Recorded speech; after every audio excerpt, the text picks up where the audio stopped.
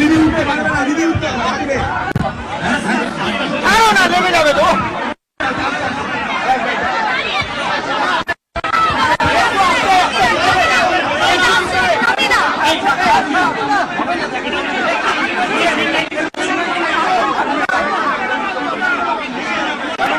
আমাদের মাইক ঠিক হয়েছে?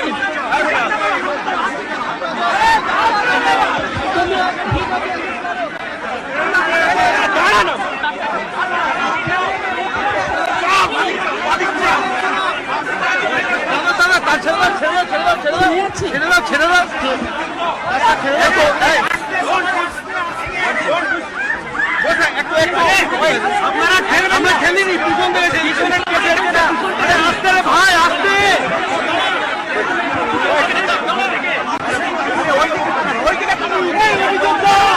আরে গাড়ির গান করছে।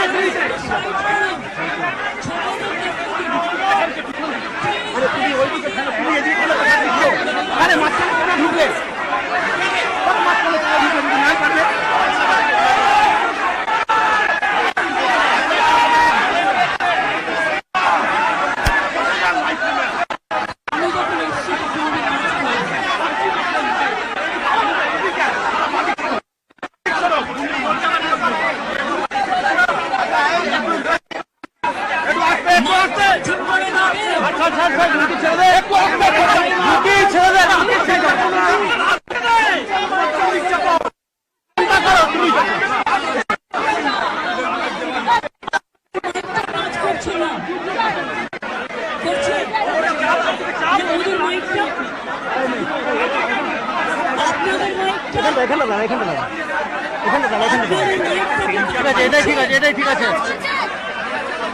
ম্যাডাম কাজ করছো ম্যাডাম? দুটো মাইকে কাজ করছে? হ্যাঁ একদম। এবার আমি আপনাদের কাছে একটা কথা বলি,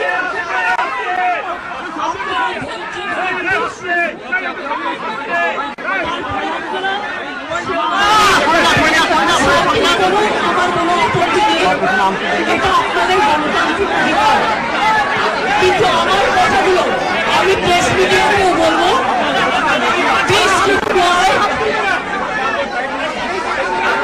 আমি 5 মিনিট সময় দেবো, আপনারা আমাকে আমারটা বলতে দিন। আমি অনেকক্ষণ ধরে অপেক্ষা করছি। আমি আমার সেফটি সিকিউরিটির বারণ থাকা সত্ত্বেও আমি নিজে আপনাদের এখানে ছুটে এসেছি, তার কারণ আমি আপনাদের আন্দোলনকে কুর্নিশ জানাই। আমি নিজে স্টুডেন্ট মুভমেন্ট থেকে উঠে আসা লোক। আমি স্টুডেন্ট মুভমেন্ট, আমি নিজেও অনেক সাফার করেছি জীবনে। আমি জানি আমার পোস্টটা বড় কথা নয়, মানুষের পোস্টটাই বড় কথা। আমি আপনাকে কুর্নিশ জানাই। আমি নিজে স্টুডেন্ট মুভমেন্ট থেকে উঠে আসা লোক। আমি স্টুডেন্ট মুভমেন্ট, আমি নিজেও অনেক সাফার করেছি জীবনে। আমি জানি আমার পোস্টটা বড় কথা নয়, মানুষের পোস্টটাই বড় কথা। আমি আপনাদের কাছে বলতে এসেছি, কাল সারা রাত ঝড় জল হয়েছে। আপনারা যখন কষ্ট পেয়েছেন, আমিও সারা রাত ঘুমোতে পারিনি। আমারও কষ্ট হয়েছে, আমারও কষ্ট হয়েছে।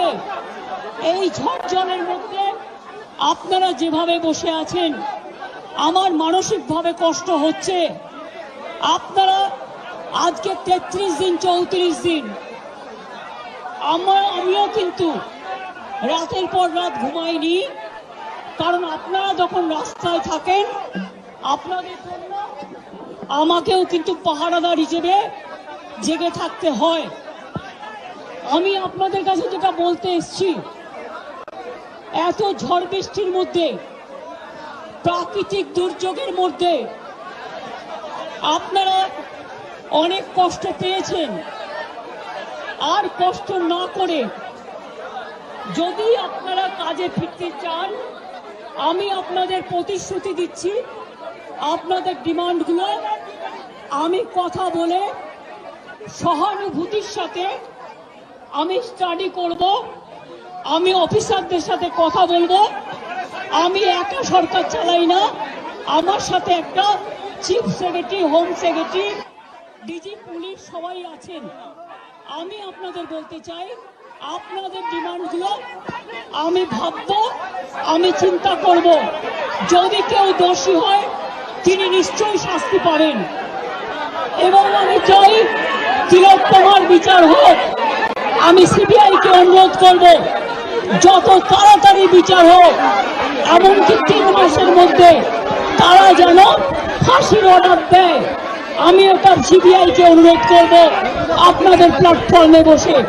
আর আপনাদের কাছে আবেদন জানাবো, আমাকে একটু সময় দিন, আমি ব্যাপারগুলো নিয়ে আমি চিন্তা ভাবনা করব। যদি আপনাদের আস্থা ভরসা আমার উপর থাকে, আমি কথা বলে সিদ্ধান্ত, অন্তত যদি কাউকে দোষী পাই আমি নিশ্চয়ই নেব। আমি আপনাদের এটুকু বলবার জন্য এসেছিলাম। আমি আশা করি আপনারা এত কষ্টের মধ্যে বৃষ্টিতে ভিজছেন এবং আপনাদেরও পরিবার পরিজন চিন্তায় আছে এবং আমি মনে করি অনেক মানুষও মারা যাচ্ছে। আপনারা প্লিজ দয়া করে, আপনারা আমাদেরই ঘরের ভাই বোন, আপনারা কাজে যোগদান করুন এবং আমি বলতে পারি আপনাদের প্রতি আমি কোনো অবিচার করব না। আমি একটা কথা বলে যাই, হাসপাতালের ডেভেলপমেন্ট, ইনফ্রাস্ট্রাকচার সব কাজ আমরা শুরু করে দিয়েছি এবং করব। আমি সব হসপিটালের রোগী কল্যাণ সমিতিতে আমি প্রত্যেকটা একদম রাজ্য থেকে শুরু করে সব মেডিকেল কলেজ এবং মাল্টি সুপার হসপিটাল যত রোগী কল্যাণ সমিতি আছে আমি প্রিন্সিপালের চেয়ারম্যান করব এবং তাতে জুনিয়র ডাক্তারও মেম্বার থাকবে, সিনিয়র ডাক্তারও থাকবে, নার্সও থাকবে, একজন পাবলিক রিপ্রেজেন্টেটিভ থাকবে এবং পুলিশ থাকবে। এই সিদ্ধান্ত আমি নিয়েছি। আপনাদের আরজিকর মেডিকেল কলেজেরও আমি রোগী কল্যাণ সমিতি ভেঙে দিলাম এবং সব মেডিকেল কলেজের আমি রোগী কল্যাণ সমিতি ভেঙে দিলাম। আমি নতুন করে এটা তৈরি করব এবং আপনাদের আমি বলতে পারি বাদবাকি আপনাদের যে ডিমান্ড আছে আপনারা আমাকে বলেছেন। যদি সত্যি কেউ দোষী হয়, দোষীরা শাস্তি পাবে। দোষীরা কেউ আমার বন্ধু নয়, দোষীরা কেউ আমার শত্রুও নয়। আর আপনারা যারা ভাবছেন কেউ আমার বন্ধু, আমি তাদের চিনি না, আমি তাদের চিনি না, আমি তাদের জানি না এবং আমাদের সাথে কোনো সম্পর্ক নেই। তারা এসছেন প্রসেসের মাধ্যমে, এই প্রসেস ফাইনাল হয়ে আমার কাছে আসে এবং তাই মাত্র 1 মাসের মধ্যে যারা এসছে তাদের কথা মার্ডারের সাথে দুর্নীতির সাথে যুক্ত থাকে আমি নিশ্চয়ই সাধ্যমতো চেষ্টা করব কথা বলে অ্যাকশন নেবার। আমি আবার আপনাদের কাছে বিনীত অনুরোধ করব যে আপনারা নিজেদের মধ্যে কথা বলুন, কথা বলে সিদ্ধান্ত নিন এবং আপনারা কাজে ফিরুন। আপনারা আমার ভাই বোন, এটুকু জেনে রাখবেন আপনাদের জন্য সিম্প্যাথি। আমি কোনো অ্যাকশন নেব না, আমি ইউপি পুলিশ নই। ওরা এসপি জারি করেছিল, ওরা 6 মাস মনে রাখবেন স্ট্রাইক র্যালি বন্ধ করে দিয়েছিল। আমি এসব করব না, আপনারা নিশ্চিন্তে থাকুন। কোনো ডাক্তারের বিরুদ্ধে, কোনো কারো বিরুদ্ধে কোনো অ্যাকশন নেবার আমি বিরুদ্ধে। আমি জানি আপনারা অনেক কাজ করেন, মহৎ কাজ করেন।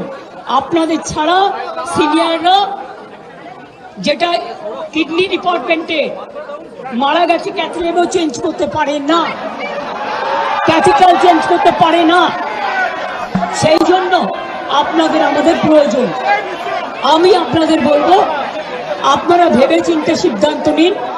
আর যদি আপনারা আমাকে বিশ্বাস করেন, আমি যখন আপনাদের ধর্ণা মঞ্চে আসতে পেরেছি আপনাদের একজন সহযোদ্ধা হিসেবে, তখন মনে রাখবেন যে আমি আপনাদের, যদি আপনারা বিশ্বাস ভরসা রাখেন, বাদ বাকিটাও মনে রাখবেন।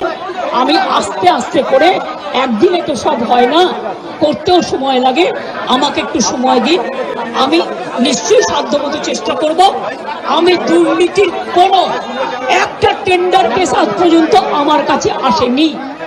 কোন রোগী কল্যাণ সমিতি কি কাজ করে এটা আমি জানি না, এগুলো আমার আন্ডারে আসে না। তাও বলি, যদি আপনাদের কোনো কমপ্লেন থাকে, কমপ্লেনের ভিত্তিতে নিশ্চয়ই আমরা তদন্ত করব। এমনিতে বিনা কারণে কাউকে সাজা দেওয়া যায় না। তদন্তে যদি প্রমাণিত হয়, আমি নিশ্চয়ই সাজা দেব। আর একটা কথা, সুপ্রিম কোর্টে কেস চলছে, মনে রাখবেন 17 তারিখেও ডেট আছে। আমি চাই না আপনাদের কোনো ক্ষতি হোক। আপনাদের দিদি হিসেবে আপনাদের কাছে আমি অনুরোধ করতে এসেছি। আমি মুখ্যমন্ত্রী নই, আমি মুখ্যমন্ত্রী হিসেবে বলতে আসিনি, আমি আপনাদের দিদি হিসেবে বলতে এসেছি।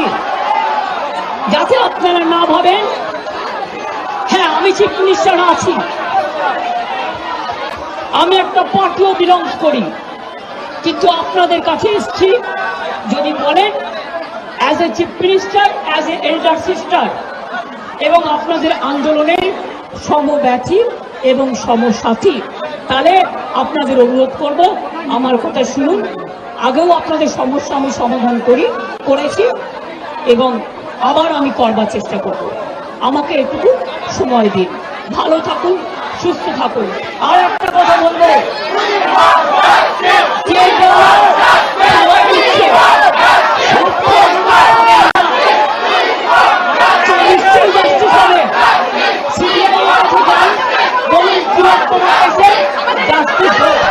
আমি আপনাদের কাছে আবেদন ছাড়া কিছু করতে পারি না, আমি আপনাদের জোর করতে পারি না। আমি আপনাদের কাছে আবেদন করে গেলাম, যদি আপনারা মনে করেন আপনাদের ধর্ণা মঞ্চে আসার ফলেও, আমি 26 দিন অনশন করেছিলাম, মনে রাখবেন সিপিএম গভর্নমেন্ট ছিল পাওয়ারে, একদিনের জন্য কেউ আমাকে কথা বলতে আসেননি, কিন্তু তা সত্ত্বেও আমি এসেছি। তার কারণ আমি মনে করি আপনাদের কাছে আসা মানে এটা নিজেকে ছোট করা নয়, এটা নিজেকে বড় করা। তাই আপনাদের আবার আবেদন করব, আপনারা বসুন, আপনারা আলোচনা করুন, পরে সিদ্ধান্ত নিন। আমার এটা লাস্ট চেষ্টা আপনাদের জন্য করে গেলাম। বাদ বাকিরা যদি আমার উপর ছেড়ে দেন, আপনারা জাস্টিস পাবেন, আপনারা ইনজাস্টিস হবে না, এটুকু আমি বলতে পারি। অনেক ধন্যবাদ, নমস্কার, এবং আপনাদের সকলকে অনেক অনেক ধন্যবাদ জানাই। आपका कोई डिस्कशन